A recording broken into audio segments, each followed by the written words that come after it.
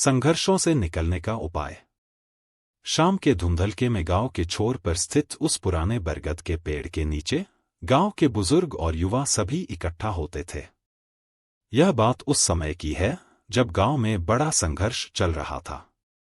गांव की जमीनें बंजर हो चुकी थीं, नदी सूख चुकी थी और आसपास के क्षेत्रों में भी सूखा पड़ा था। उस गांव में एक बुजुर्ग थे, नाम था मोहन दादा। मोहन दादा जीवन के अनुभव से भरे पूरे थे। उन्होंने देखा था कि कैसे समय के साथ संघर्ष आते हैं और फिर चले जाते हैं। उन्होंने तय किया कि वे गांव के लोगों को इस संकट से निकलने का रास्ता दिखाएंगे। एक दिन मोहन दादा ने सभी गांव वालों को बरगद के पेड़ के नीचे बुलाया।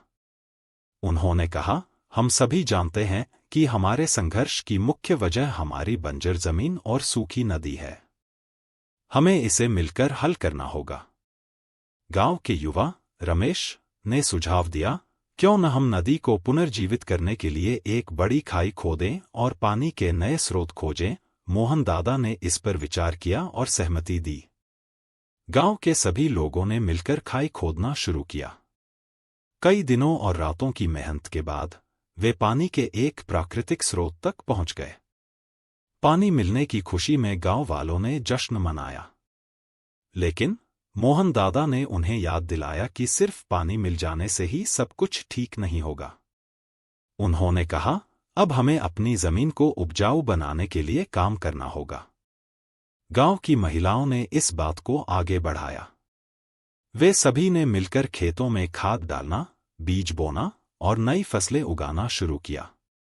मोहन दादा ने उन्हें जैविक खेती के बारे में बताया, जिससे जमीन दीर्घकालिक रूप से उपजाऊ बनी रहे। महीनों की मेहनत के बाद खेत हरे भरे हो गए और गांव में फिर से खुशहाली आई। मोहन दादा ने गांव वालों को एकत्रित किया और कहा, देखो, हमने कैसे अपने संघर्षों से निकलने का उपाय ढूंढ लिया है। हमने मिलकर नदी को पुनर्जीवित किया है और अपनी जमीन को उपजाऊ बनाया है। अब हमें इस संघर्ष से सीखा हुआ यह जानने की जरूरत है कि हम जीवन में किस तरह के बदलाव कर सकते हैं जो हमें सशक्त बनाए और हमारे समुदाय को मजबूत करे। हमें आगे बढ़ना है और नई समस्याओं का सामना करना है, लेकिन हम अब उन्हें हल करने की आत्मशक्ति और सामाजिक समर्थन के साथ कर सकते हैं। इस साथ बढ़ने के लिए हमें मिलकर काम करना होगा, एक दूसरे का साथ देना होगा और सभी को सम्मान और स्वतंत्रता के साथ आगे बढ़ने का मौका देना होगा। इस तरह हम सभी संघर्षों से निकल सकते हैं और एक बेहतर और सशक्त समुदाय की दिशा में अग्रसर हो सकते हैं।